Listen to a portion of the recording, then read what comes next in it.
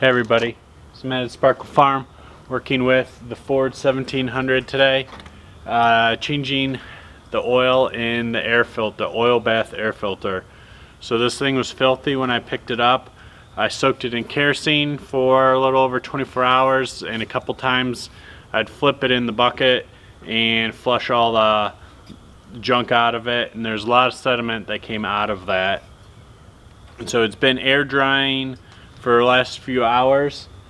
So wipe everything down, get your rubber gasket in there. It's a giant like O-ring type thing. I started adding oil to the bottom of the pan, so I'm going to add a little more. Everything I've looked online basically says whatever your clean stuff you have handy, so that's what I'm adding.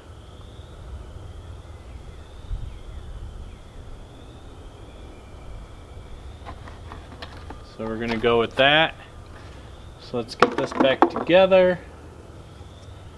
So set that right on top. And then this here will keep it all together.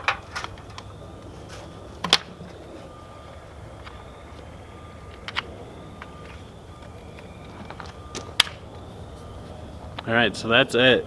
So it's relatively easy, just don't get too messy with it and get anxious.